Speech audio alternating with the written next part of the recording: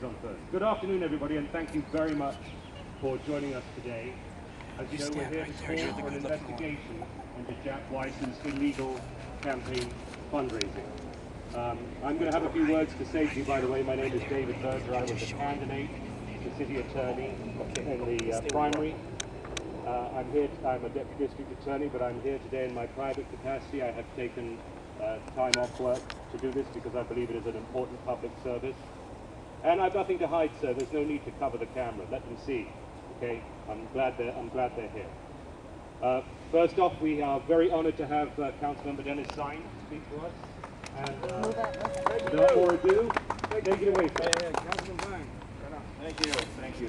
Again, I apologize for the delay, but Council just let out a long agenda. I'm here as a member of the City Council, and as a person who's concerned about integrity in government and honesty in government. I'm concerned about the City Attorney's Office, an office that's very important with the Ethics Commission, an office that represents the taxpayers when it comes to civil claims, an office that's very important for the prosecution of individuals who commit misdemeanors.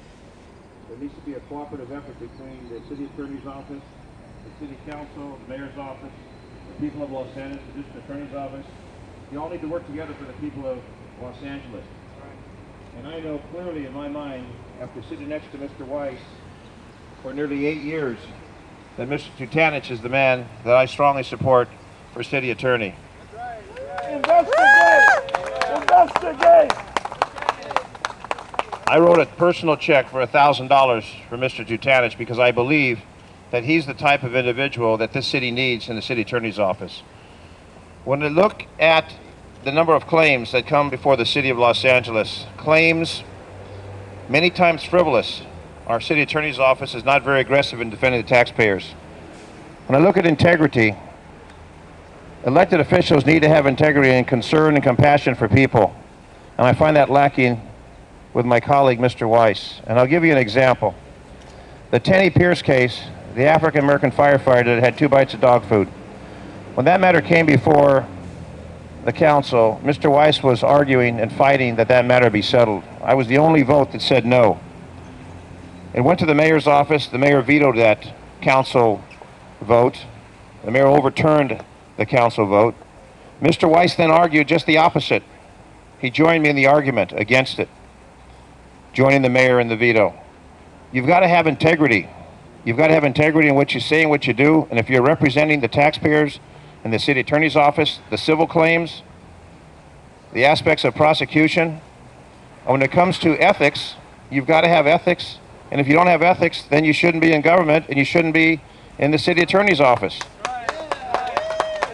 They all connect. I've spent now 41 years with the Los Angeles Police Department. I was a sworn member for 33 years, retired, stayed as a reserve officer. I'm a reserve officer with the LAPD, and I still go out with officers of the police department protecting and serving the people of Los Angeles. And I want a city attorney that's going to be diligent for the protection of the people of Los Angeles.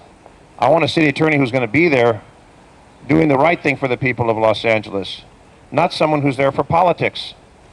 And I will tell you candidly, when I look around the council chambers, I find most oftentimes Mr. Weiss's seat is vacant because he's not attending sessions. Hundreds of times he's not attending sessions or there for votes. As the Public Safety Committee chair, he's not there for the meetings that's supposed to be conducted. And when you're absent from command, it's like a captain of a ship. If there's no one in charge of the ship's going to finally self-destruct. And that's what's happening with my opinion of Mr. Weiss and his campaign. It's self-destructing. He's launched a very, very negative campaign. When I look at people who are retiring from pension commissions because of some of the violations of the ethics laws that have taken place, it really speaks sadly and poorly about someone in political office that wants to represent the people as the chief prosecutor, the city attorney. So I have absolutely no qualms or reservations in supporting Carmen Trutanich for city attorney.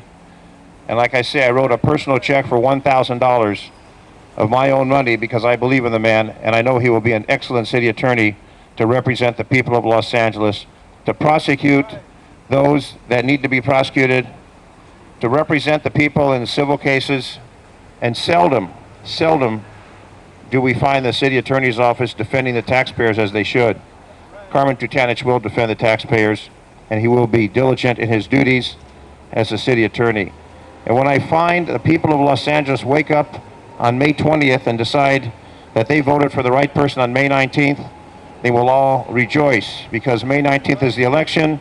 May 20th is when we'll finally find who is the new city attorney, and hopefully it'll be Carmen Trutanich, who will be here working alongside me and my colleagues to make sure that the people of Los Angeles are properly represented.